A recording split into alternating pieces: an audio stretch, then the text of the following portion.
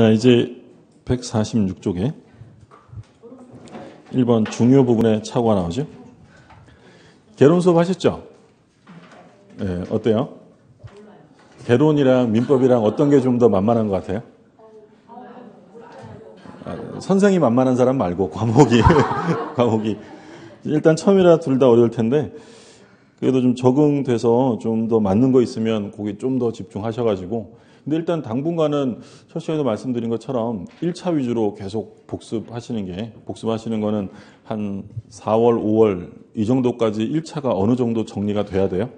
그러니까 2차는 그 비교적 1차보다는 좀 단기간에 끝낼 수 있어요. 근데 단기간에 끝낸다는 것은 평소에 수업을 들어왔을 때 단기간에 끝나는 거지 갑자기 시작해서 못 끝내는 거니까 일단 2차도 수업은 빠지시면 안 되고 복습은 1차 위주로 좀 많이 반복적으로 좀 보시고 지금은 뭐 크게 무리해서 보시지 말라고 했죠. 네, 지금은 그냥 수업 참석하면서 중요하다라고 했던 거 체크해서 그거 확인하는 정도만 하시면 되고요. 그럼 이제 중요 부분 착오가 나오는데 중요하다는 건 뭘 말하냐면 그 괄호 1번에 둘째 줄 마지막에 보세요. 객관적으로 보통의 일반인도 표의자의 입장에 있었다면 그러한 의사표시를 하지 않았을 것이라고 생각될 정도로 중요하다. 그러니까 좀 전에 제가 착오 취소를 얘기할 때 첫 번째는 내용의 착오일 것, 두 번째는 중요 부분에 해당이 될 것, 세 번째는 중과 실이 없을 것. 이게 이제 요건이었어요. 그럼 내용의 착오라는 건 뭐였냐면 동기의 착오는 안 된다. 이것만 확인하시면 돼요. 근데 이제 중요 부분이다라는 것은 객관적인 기준과 주관적인 기준을 모두 다 충족해야 돼요. 두 가지 모두 다 충족이 되어야만 중요 부분으로 인정을 해주겠다는 거죠. 내가 볼 땐 중요한데 보통 사람들이 볼 때는 별 의미 없는 것이면 그건 중요 부분의 착오가 아니다라는 거예요. 그러니까 예를 들어서 이런 사건이 있었어요. A라는 사람과 B라는 사람이 있었는데 독일 사례인데 이 사람이 포도주를 판매하는 상인인데 이 B가 A네 가게에서 포도주를 대량으로 구매를 했어요. 그래서 이 사람이 이제 포도주 잔뜩 싣고 이 사람한테 왔는데 B가 A를 보더니 혹시 당신 유태인이에요? 이렇게 물어봤어요. 이 사람이 나 유태인 맞다 이랬더니 B가 이 B라는 독일 사람은 유태인을 엄청 싫어했대요. 이 사람이 뭐라고 하냐면 내가 당신 유태인인 거 알았으면 당신한테 안 샀다. 나 이거 취소하겠다. 라고 했어요. 그럼 이게 중요 부분이냐 아니냐가 문제죠. 그럼 주관적으로 볼 때는 이 사람 기준이죠. 중요해요, 안 중요해요? 중요하다는 거예요. 근데 객관적으로 일반인이 볼 때는 포도주 판매하는 상인이 누구냐라는 건 중요하지 않죠. 그럼 취소할 수 없다는 거예요. 그래서 자기 혼자 중요하다고 되는 게 아니라 일반인이 볼 때도 중요 부분에 해당이 돼야 한다는 거예요. 그럼 이제 우리 판례 입장을 보면 박스 안에 취소할 수 있는 경우 대표적인 게 1번에 토지의 현황의 착오, 그 다음 2번에 경계의 착오. 그러니까 현황과 경계의 착오는 가장 대표적으로 중요 부분에 해당이 돼요. 그러니까 현황이라는 건 현재 물리적인 상황을 말하는 거예요. 이 사람이 농사를 지으려고 땅을 샀는데 그 땅의 절반이 하천이다. 그럼 농사를 지을 수 없는데 물리적으로 농사를 못 짓는 땅이잖아요. 이런 건 중요 부분의 착오로 취소할 수 있다라는 거고요. 두 번째, 경계선을 착오했다. 경계를 착오했다 이러면 그냥 볼 것도 없이 취소할 수 있다라고 생각하시면 돼요. 뭐 길게 나와 있는데 이게 무슨 얘기냐면 이게 갑의 땅, 이게 을의 땅이에요. 그런데 이 두 사람이 서로의 땅을 맞바꾸는 교환 계약을 합니다.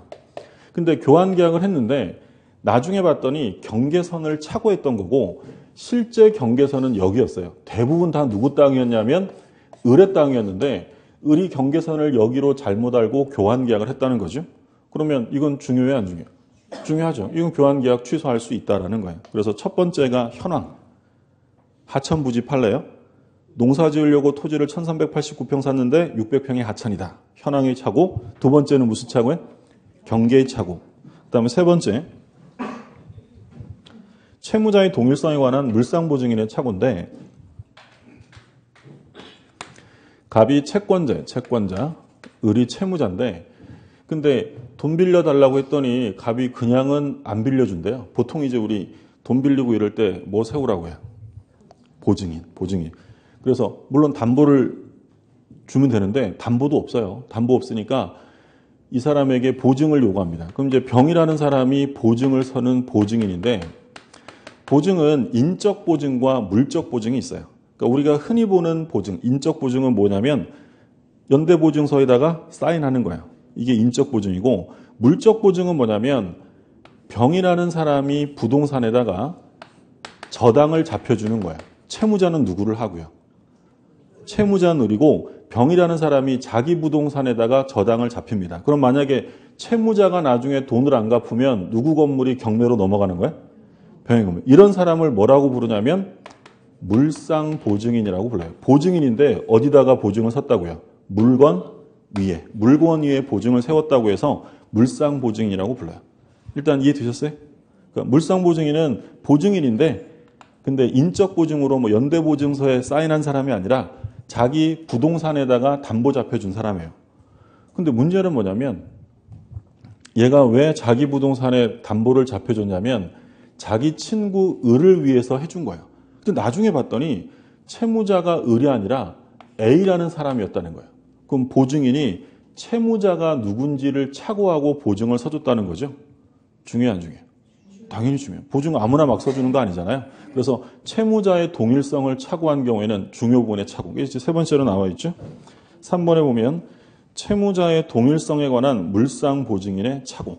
이거는 중요 부분에 해당이 되고요. 4번 매매에서 목적물의 동일성에 관한 착오. 그러니까 매매 계약을 했다면 사람이 중요할까요? 물건이 중요할까요?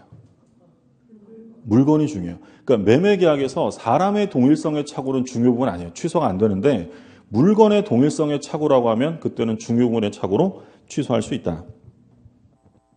어떤 상황인지 되셨어요? 예를 들어서 제가 이 책을 샀어요. 샀는데 제가 이 책을 살 때 이 책이 2차 교재인 줄 알고 샀어요. 2차 교재인 줄 알고 샀는데 집에 와서 봤더니 1차예요. 어떻게 해야 돼 이거? 바꿔야 될 거 아니에요. 그럼 가서 1차 이 책에 대한 매매 계약을 뭐 할 수 있다는 거예요? 취소하고 바꾸면 되는 거예요. 근데 제가 이 책을 살 때 이게 1차 교재인 줄은 알았어요. 알았는데 이 책을 판매하는 곳이 에듀나인 본사라고 생각을 하고 샀는데 나중에 봤더니 에듀나인 학원에서 판매한 거였대요. 우리한테 중요해 안 중요해요? 아무 의미 없는 거예요. 누가 팔든지 뭔 상관이에요. 제가 제 돈 내고 사서 제 것이 되었으면 끝나는 거지 매매 계약에서는 누가 팔았느냐 이건 전혀 중요하지 않고요. 중요한 건 물건이 동일성을 차고 있느냐. 이게 중요한 부분이죠. 그래서 만약에 매매 계약에서 목적물의 타인성에 관한 착오라고 하면 중요 부분 아니에요. 타인성이 착오가 아니라 뭐여야 한다고요? 동일성. 물건의 동일성에 착오해야 한다. 이게 이제 대표적으로 취소할 수 있는 경우고 그 다음에 이제 취소할 수 없는 경우로 1번에 가장 대표적으로 출제되는 게 시가나 면적이에요. 시가나 면적. 생각보다 다소 가격이 비싸다. 다소 면적이 부족하다. 이거 가지고는 취소할 수 없어요. 근데 물론 앞에 현저한이란 말이 붙으면 취소 가능해요. 그러니까 현저한 시가나 현저한 면적의 착오는 취소가 되는데 특별한 말이 없으면 시가나 면적을 착오했다고 해서 취소할 수는 없습니다. 두 번째, 경제적 불이익이 없는 경우예요. 2번은 굉장히 중요한데 착오를 이유로 취소하려면 반드시 경제적 손실이 있어야 되고요. 경제적 손실이 없으면 그때는 착오 취소가 되지 않아요. 옆에다가 괄호하고 하나 적어두시면 무효인 가압류 사건이에요. 무효인 가압류. 이게 이제 대표적으로 경제적 불이익이 없기 때문에 착오 취소가 안 된다라고 본 사건입니다. 이거 어떤 사건이냐면 예를 들어 A라는 회사가 있어요. 이 A라는 회사에 대해서 기술신용보증기금이 보증을 서줘요. 기술신용보증기금이 보증을 서주는데 근데 이 보증을 서줄 때는 어떤 요건이 있냐면 이 보증받는 이 회사 부동산 등에 가압류가 없어야 돼요. 만약에 가압류 달려있는 이런 회사에 보증을 서줬다가 잘못되면 이 세금을 날려먹는 거잖아요. 그래서 가압류 등이 없어야 되는데 문제는 잘못된 기업 실태 조사를 보고받는 바람에 가압류가 없는 줄 알고 보증을 서줬는데 등기부에 가압류가 있었던 거예요. 그러자 이쪽에서는 착오를 이유로 취소하겠다라는 거죠. 보증계약을. 근데 이제 문제는 뭐냐면 등기부상 가압류가 있었지만 어떤 가압류라고요? 무효인 가압류예요. 그러면 등기부에 가압류 등기가 돼 있지만 그 가압류가 무효 등기라면 실제로 가압류가 있는 거예요, 없는 거예요? 없는 거죠. 그러면 이 기술신용보증기금에게 전혀 뭐가 없어요? 경제적 불이익이 없다는 거예요. 그러면 이건 차고 취소될 수 없다는 거예요. 그래서 중요 부분이 되려면 반드시 경제적 손실이 있어야 한다. 사례 이해 되셨어요? 또 하나 보면 갑이라는 사람이 이 땅에다가 이제 휴게소를 하려고 해요. 근데 땅이 필요하니까 이제 이 땅이 군유지다라고 생각하고요. 군과 계약을 해요. 군이랑 어떤 계약을 했냐면 군유지를 빌려 쓰는 대신에 갑이 휴게소 건물을 지어서 이 건물을 군에 기부 체납하고 군에게 건물을 넘기고 이 휴게소 운영권을 따는 것을 계약으로 체결했습니다.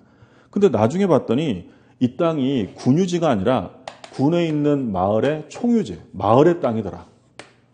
군 땅인 줄 알고 계약을 했는데 실소유자는 군이 아니라 마을이었다는 거예요. 그러자 어라 이거 잘못됐네. 나 이 계약 취소할 거야 라고 했는데 이 마을에서 뭐라고 하냐면 우린 어차피 군 소속으로 있는 마을이니까 당신이 군과 맺은 계약을 우리가 다 인정해 주겠다라고 합니다. 그러면 이 갑은 경제적 불이익이 있어요? 없어요? 없어요. 그러면 차고 취소가 될 수 없다는 게 판례예요. 근데 이 두 가지 사건 중에서 이 무효인 가압류 사건이 두 번 시험에 출제가 됐어요. 그러니까 무효인 가압류 사건은 경제적 불이익이 없기 때문에 차고 취소가 될 수 없다라고 본 판례예요. 자, 그래서 2번 받고 3번. 법령상 제한이에요. 법령상 제한. 그러니까 법령상 제한으로 목적대로 토지를 이용하지 못하는 경우예요. 그러니까 이 사람이 땅을 샀는데 왜 땅을 샀냐면 그 땅에다가 소 키우려고 땅 샀어요. 비우고 소 키우고 우사, 소집도 짓고 이러려고 땅을 샀는데 사고 봤더니 그 땅이 법령상 시설녹지에 포함되는 바람에 가축을 키울 수 없는 땅이에요.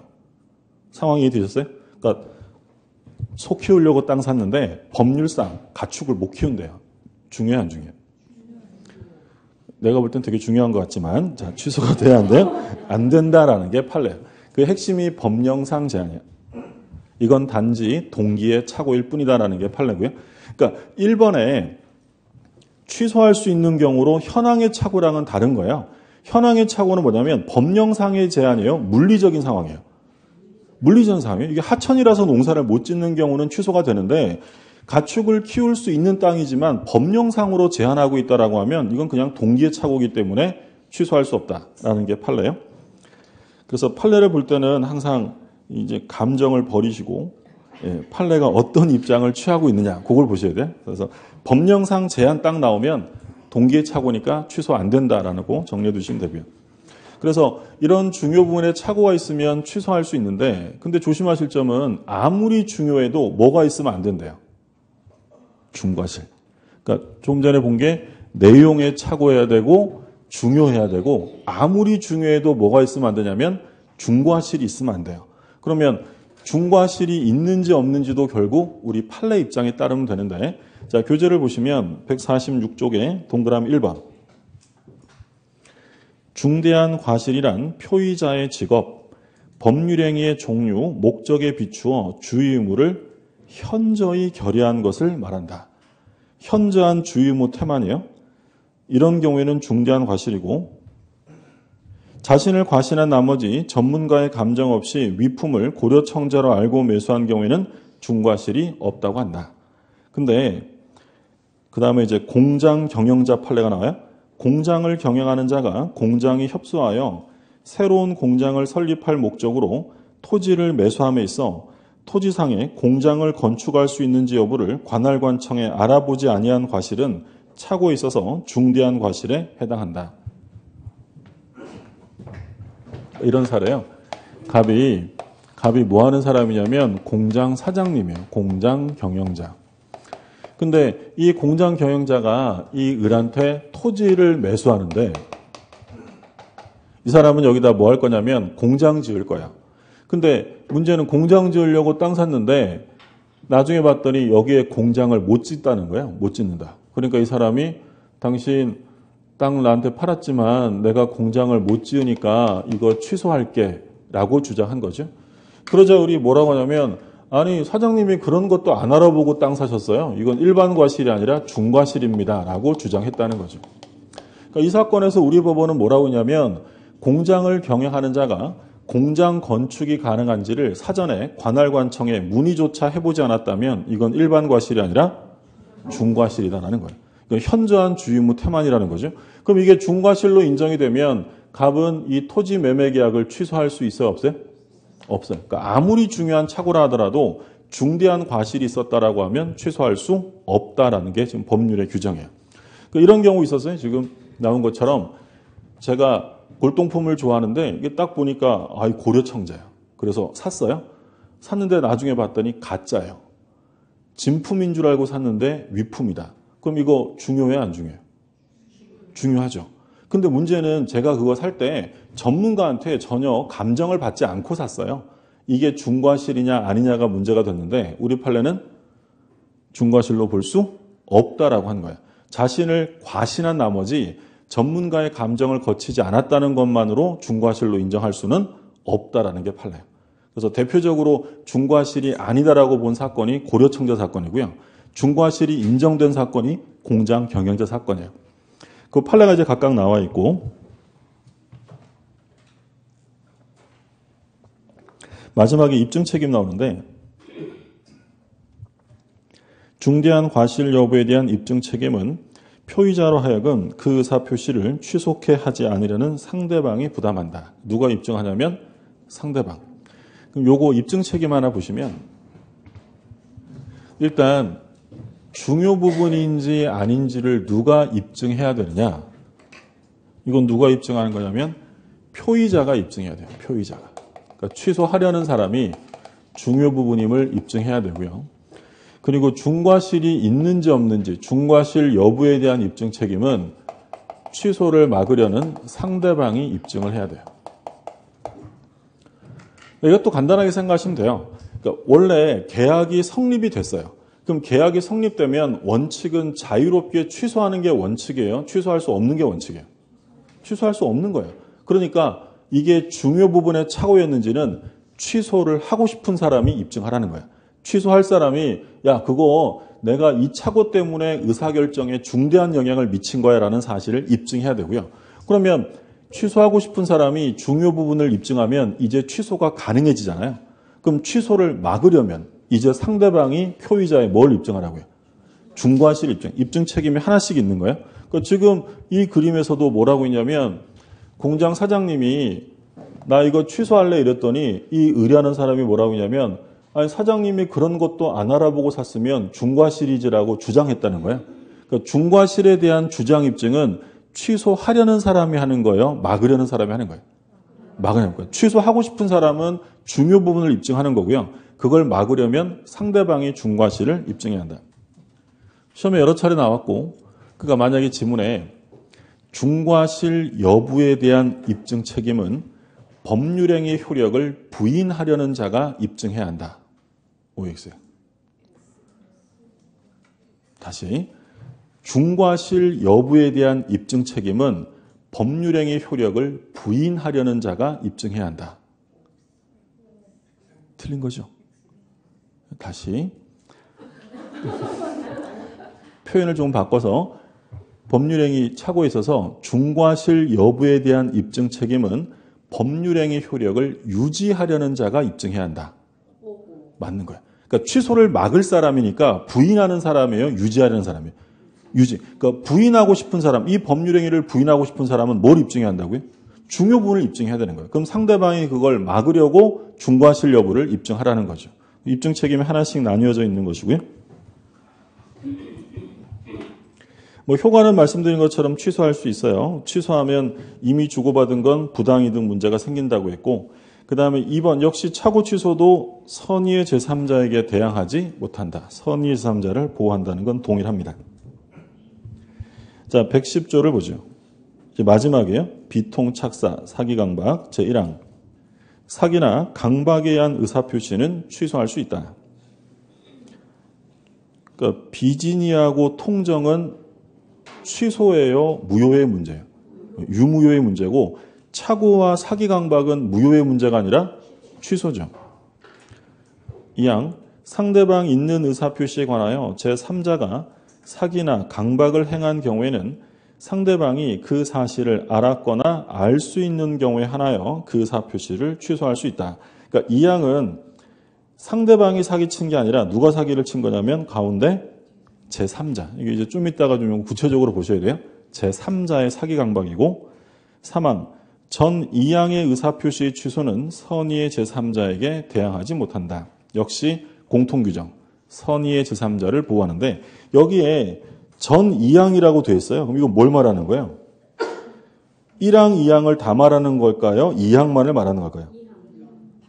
그렇죠. 여기서 이제 우리 조문 볼 때 1항, 2항, 3항, 4항 이렇게 되어 있다. 근데 4항에서 전항의 경우라고 하면 이때는 3항만을 말하는 거예요. 전항이니까. 근데 여기서 전 2항의 경우라고 하면 위로 두 개예요. 그럼 뭐하고 보여요? 3항과 2항을 말하고 전 3항의 경우라고 하면 위로 3개를 말하는 거예요. 이건 어느 데나 똑같아요. 조문도 마찬가지. 예를 들어 백조에서 전조의 경우라고 했대요. 백조에서 전조의 경우. 그럼 뭐만 말하는 거예요? 99조만 말하는 거예요. 근데 전 2조라고 하면 위로 두 개. 99조랑 98조까지 이렇게 말하는 거예요.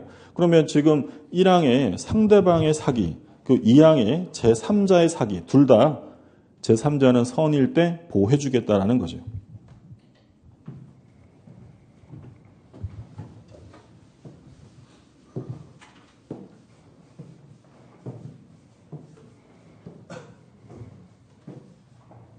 자, 잠깐 보시면 사기 강박은 뭐 우리가 많이 들어본 얘기죠. 사기친다, 협박한다 이런 건데 갑이라는 사람이 있고 을이 있는데 갑이 이제 부동산을 소유하고 있는데 을이 갑에게 사기를 쳐서 매매 계약을 했다. 예를 들어 이게 시가로 한 2억 원 해요. 2억 원 하는데 얘가 사기쳐서 1억 원의 매매 계약이 체결이 되었다. 물론 사기나 협박은 반드시 재산상의 손실을 줄 목적이 꼭 있을 필요는 없어요.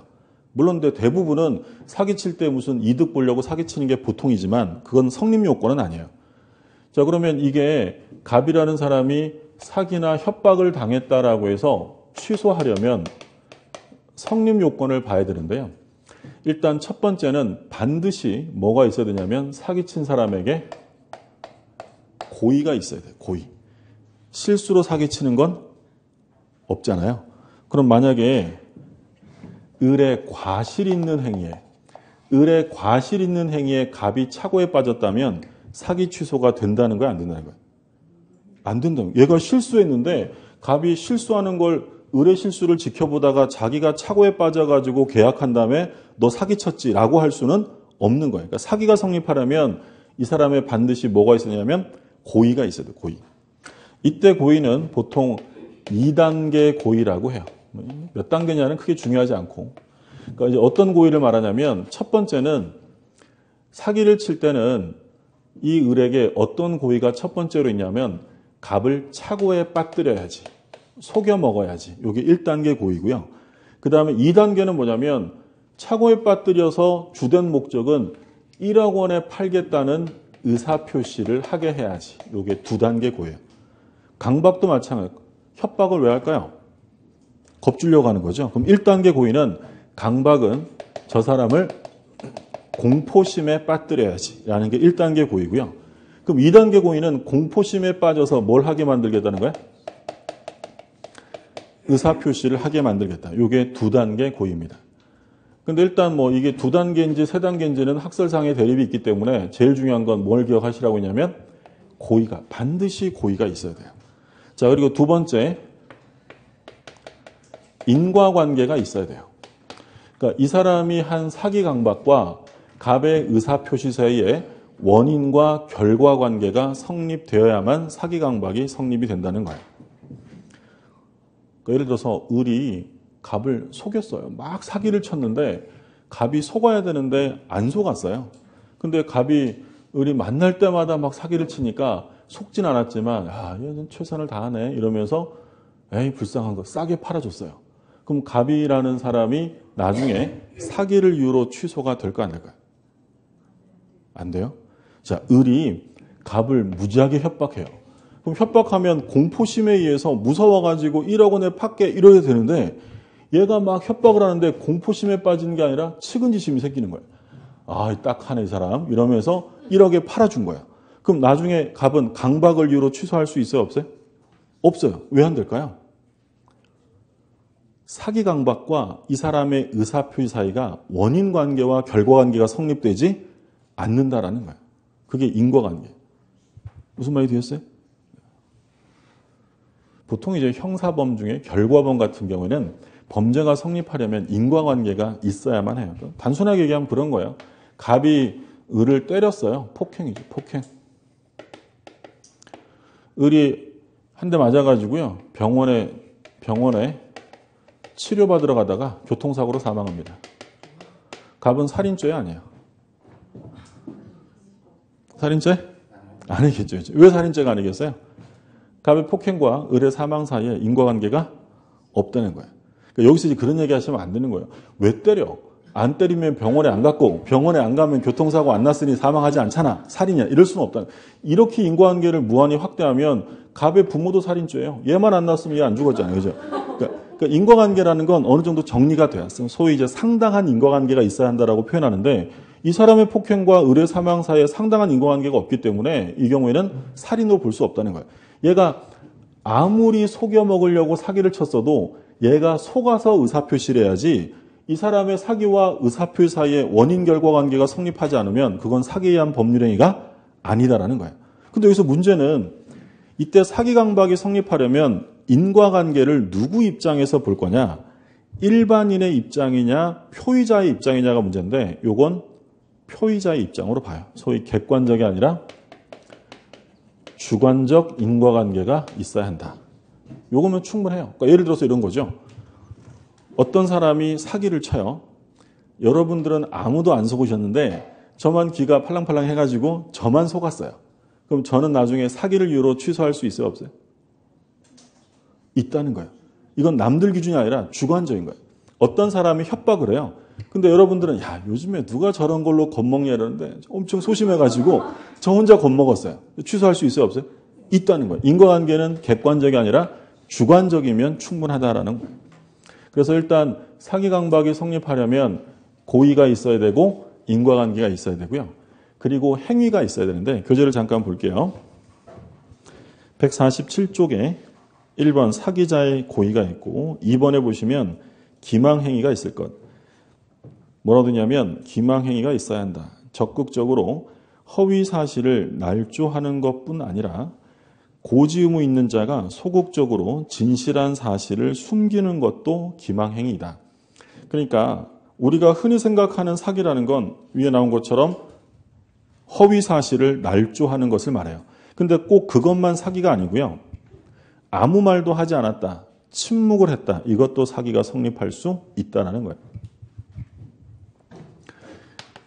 행위라는 개념을 보면 이 사기 강박은 어쩔 수 없이 그 형사적인, 형법적인 요소가 들어가는데 형법상 행위론에 따르면 이 행위라는 것은 적극적으로 거동이 있는 작위라는 게 있고요. 움직임이 없는 부작위라는 게 있어요. 그러니까 작위라는 건 거동이, 움직임이 있는 거고요. 부작위라는 건 뭐라고요? 그냥 가만히 있는 거예요. 그럼 우리가 흔히 생각하는 범죄는 꼭 작위에 의해서 일어나는 게 보통이지만 부작위에 의한 범죄도 성립할 수 있다는 거예요. 그럼 얘는 손가락 하나 까딱 안 했는데 범죄가 된다는 거예요? 왜 그러느냐? 그럼 전제 조건으로 반드시 이 사람에게 일정한 의무가 있었어야 돼요. 의무가 있는 사람이 아무런 의무를 이행하지 않아서 어떤 결과가 발생이 되면 부작위한 범죄가 성립될 수 있다는 거죠. 이해되셨어요? 그러니까 예를 들어서 대표적인 사건은 그 삼촌과 조카 사건인데 이 삼촌이 그 5살 난 조카를 데리고 이 강가를 이렇게 걸어가요. 근데 이 조카가 미끄러져가지고 강에 빠졌어요. 근데 삼촌이 그 조카를 이렇게 보더니 뭐 죽어도 하는 수 없지 이러고 갔어요. 조카가 사망한 사건이에요. 그럼 이 사건에서 우리 법원은 이 삼촌에게 어떤 죄를 인정했느냐? 살인죄를 인정했어요. 삼촌이 민 것도 아니고 못 나오게 막은 것도 아니에요. 손가락 하나 까딱하지 않았는데 살인이라는 거예요. 왜 그럴까요? 구조할 의무가 있는 사람이 구조물을 이행하지 않고 그 사망을 묵인했다면, 감수했다면 이건 살인과 같다는 거예요. 그럼 만약에 그 옆에 길 가던 사람도 있었어요. 그럼 길 가던 사람도 그거 보고 아우 저거 어떻게 해? 그래도 하는 수 없지 하고 갔대요. 살인일까요? 아닐까요? 아니에요. 왜 아니에요? 그 사람은 구조물가 없는 사람이에요. 무슨 말인지 되겠어요? 벌써 이제 몇 년 된 가슴 아픈 사건, 세월호 사건이 있었잖아요. 얼마 전에 세월호 그 선장에 대한 법원 판결이 있었어요? 무슨 죄가 나왔어요? 살인죄요. 그때 부작에 의한 살인죄란 말이 나왔어요. 왜냐하면 이 선장이라는 사람은 당연히 배가 침몰되면 아이들을 구조할 의무가 있어요, 없어요? 당연히 있죠. 구조 의무가 있는 사람이 아이들을 구조하지 않고 자기 혼자 탈출해서 아이들이 사망케 한 사건이에요. 그럼 이 사람이 어떠한 일정한 자귀가 있었던 건 아니지만 의무 있는 사람이 의무를 이행하지 않았기 때문에 그건 뭐 행위 정형이 동가치다. 같은 가치가 있기 때문에 이 경우에는 살인이 되는 거예요. 근데 이제 이건 뭐 형사적인 내용이니까 우리 시험에 나올 내용은 아니고 그럼 이제 우리는 사기잖아요, 사기. 그럼 보통 사기라고 하면 적극적으로 거짓말을 꾸며내고 허위 사실을 날조하고 이게 보통의 사기예요. 근데 어떤 경우에는 진실한 사실을 말해주지 않았어요. 그것도 뭐가 될 수 있다는 거예요? 사기. 그럼 그 전제 조건은 뭐가 있을 때만? 의무가, 그러니까 고지, 알려줄 의무가 있는 사람이 고지 의무를 이행 안 하면 부작에 한 사기가 성립한다는 거예요. 대표적으로 우리 시험에 나왔던 건 뭐가 있었냐면 아파트를 분양합니다. 아파트를 분양하는데 이 분양하는 곳에 1km 반경 이내에 쓰레기 매립장이 건설될 예정이라든지 아니면 공동묘지가 있다. 그럼 분양하는 사람이 그 수분양자, 분양받는 자들에게 그 사실을 알려줘야 될까요? 안 알려줘야 될까요? 알려줘야 돼요. 알려주지 않은 사건에서 사기다라는 게 판례예요. 왜냐하면 뭐가 있으니까. 그것이 알려줄 의무가 있는데 그걸 알려주지 않았다면 이건 상대방의 착오가 강화되었고 부작위한 사기예요. 그럼 예를 들어 매매계약이나 교환계약을 해요. 매매계약이나 교환계약을 하면서 시가를, 현재 시가를 알려주지 않았어요. 소위 시가의 묵비라고 해요. 묵비. 알려주지 않았다는 거죠. 사기일까요? 아닐까요? 생각해 보시면 매매계약이나 교환계약할 때 시가를 알려줄 의무가 있어요? 없어요? 없죠. 그건 사기가 될 수 없다라는 게 판례예요.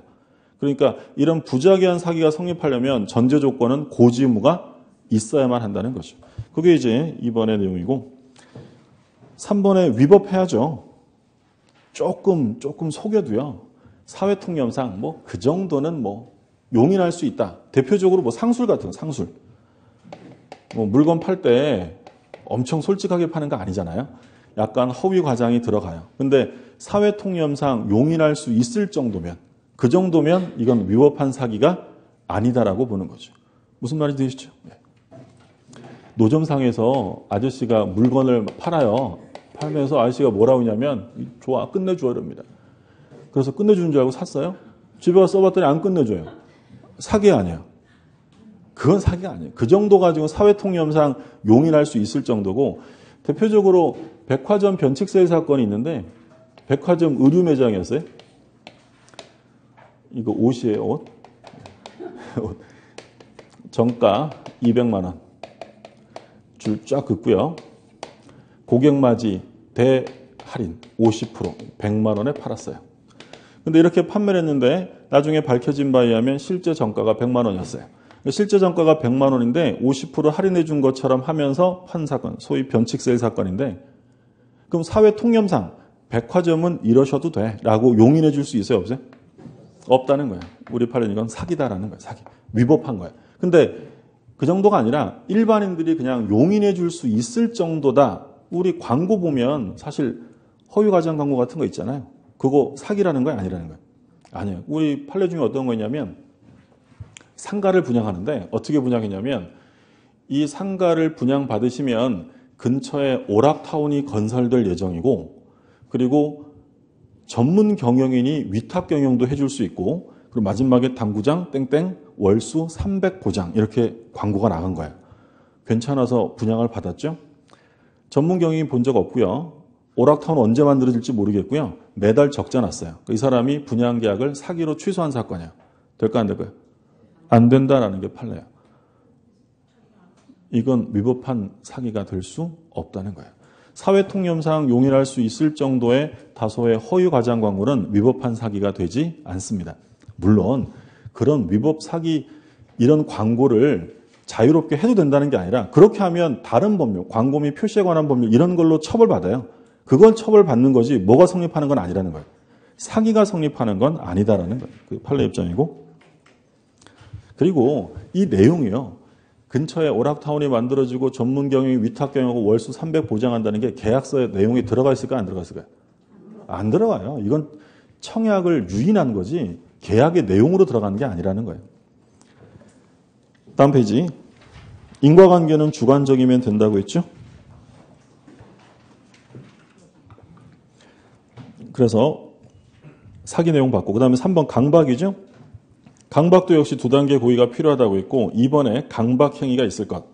자, 첫째 줄에 뭐라고 되어 있냐면 강박행위의 방법이나 해악의 종류에는 아무런 제한이 없으며 강박의 정도는 표의자가 완전히 자유를 잃을 정도는 아니어야 한다. 표의자로 하여금 의사결정을 할 수 있는 여지를 완전히 박탈한 상태로 만들었다면 이는 무효에 해당한다.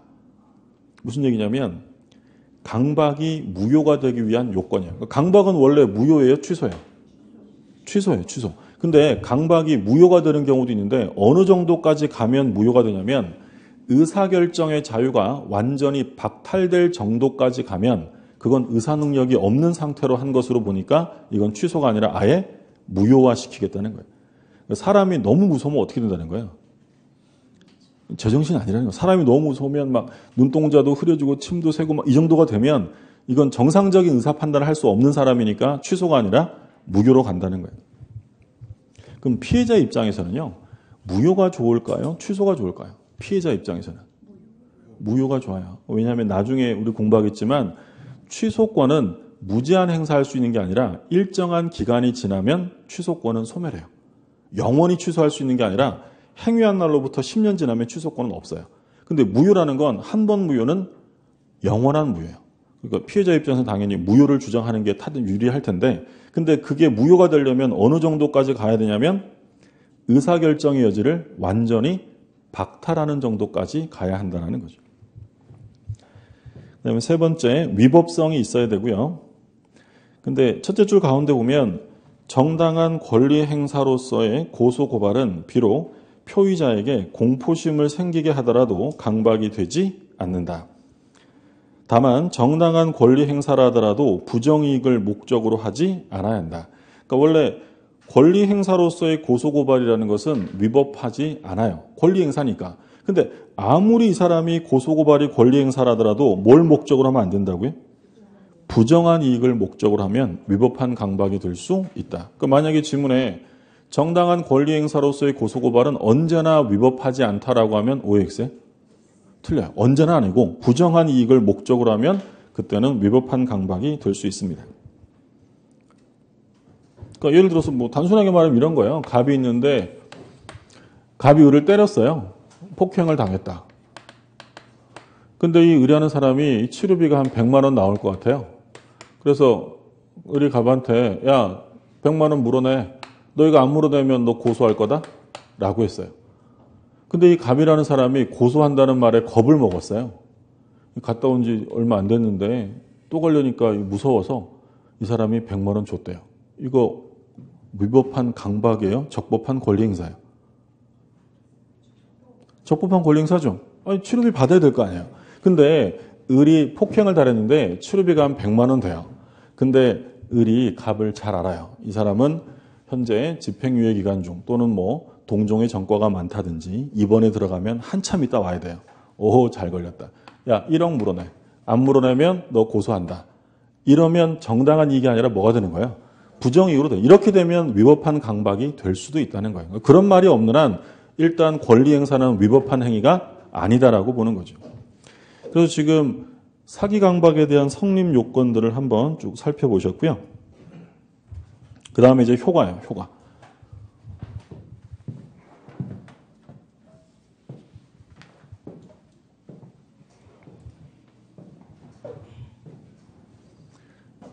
자, 을이 갑에게 사기를 쳐서 사기당한 사람이 누구랑 계약을 했냐면 사기친 사람과 계약을 했어요. 이거를 소위 상대방에 의한 사기 강박이라고 불러요. 그러니까 누가 사기쳤냐면 계약에 상대방이 사기친 거예요. 그럼 누구만 보호를 해주면 돼요. 이 사례에서는. 갑은 당연히 취소하면 돼요. 근데 이제 문제는 이런 경우가 있다는 거예요. 갑이 있는데 A가 갑에게 사기나 강박을 해서 만약에 자신과 매매 계약을 했다면 이건 누가 사기친 거냐면 상대방이 사기친 거예요. 근데 이번에는 A가 갑을 협박해서 을과 매매 계약을 하도록 만들었어요. 갑한테 야, 너 을한테 안 팔면 어떻게 한다. 이래서 무서워서 을한테 팔았다. 그러면 이번엔 갑의 계약의 상대방은 누구예요? 을이에요. 을이 상대방이고 얘가 상대방이고 얘는 상대방이 아니라 제3자예요. 그러니까 이거를 우리 민법에서는 제3자에 의한 사기 강박이라고 부르는 거죠. 그럼 여기서 만약에 갑이요. 사기당했다고 언제나 취소할 수 있다라고 하면 누가 예상치 못한 피해를 입을까요? 얘죠. 그러면 사기당한 갑을 보호하는 것도 중요하지만 을이라는 사람도 고려를 해줘야 되니까 이때는 언제든지 취소할 수 있는 것이 아니라 상대방이 제3자 사기 사실을 알았거나 또는 알 수 있었을 경우에 하나에서만 취소하게 해주겠다는 거예요. 만약에 상대방이 제3자 사기 사실을 전혀 알 수 없었다면 얘도 보호해줘야 되잖아요. 그럼 갑은 취소할 수 없는 거고요. 언제만 한다고요? 알았거나 알 수 있는. 조문을 다시 볼게요. 147쪽에 조문 다시 보세요. 자, 110조 1항이 사기나 강박에 의한 의사표시는 취소할 수 있다. 기본적으로 상대방이 사기친 거고요. 그럼 2항을 보세요. 상대방 있는 의사표시. 여기서 상대방이 누구예요? 이 그림에서는. 을이에요, 을. 그럼 상대방 있는 의사표시에 관하여 제3자가 사기나 강박을 행한 경우, 상대방이 사기친 게 아니라 제3자예요. 그 경우에는 상대방이 그 사실을 알았거나 알 수 있었을 경우에 하나여 그 의사표시를 취소할 수 있다. 그러면 이렇게 제한을 두는 건 누구도 보호를 해주기 위해서요. 언제든지 취소하면 얘가 피해를 보기 때문에 이 을이 이 사람이 자기랑 계약을 한 이유가 A가 사기쳤기 때문이라는 사실을 알았거나 알 수 있었다면 취소가 가능합니다.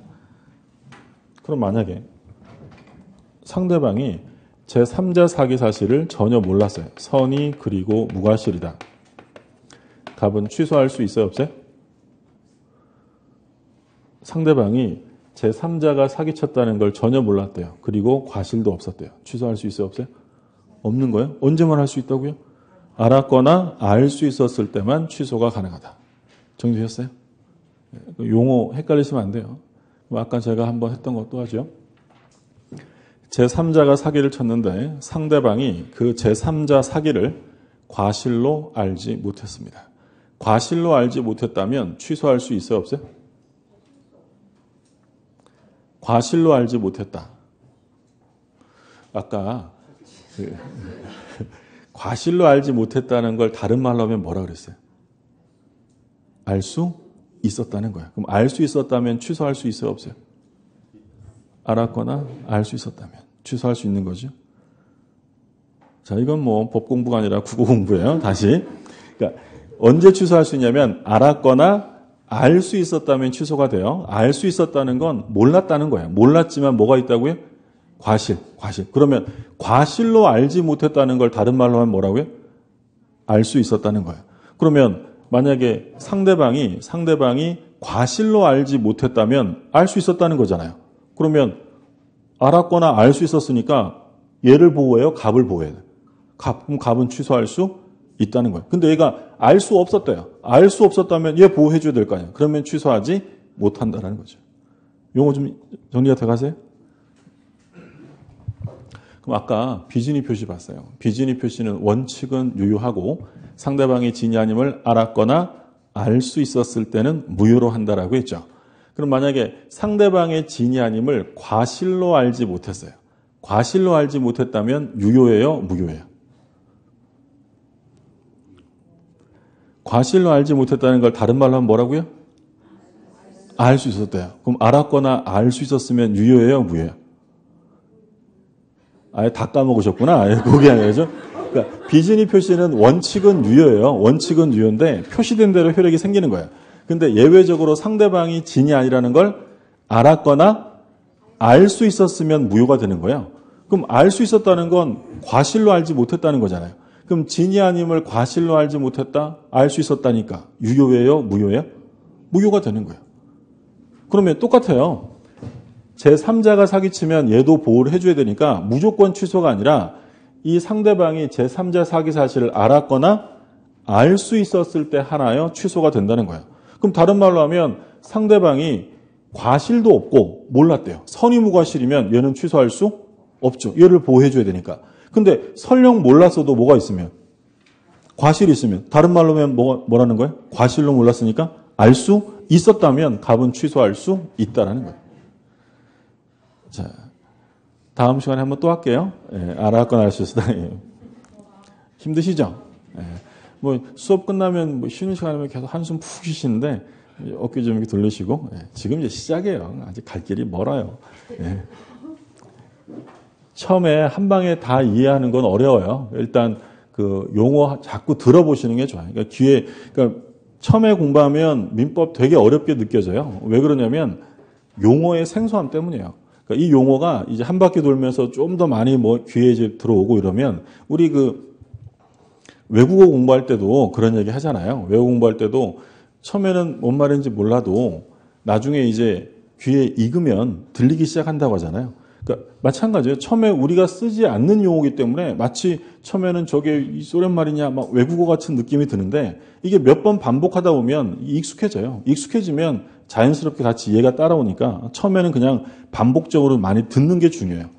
그 얘기고 일단 제3자가 사기를 치면 갑이 언제든지 취소가 아니라 상대방이 그 사실을 알았거나 알 수 있을 때.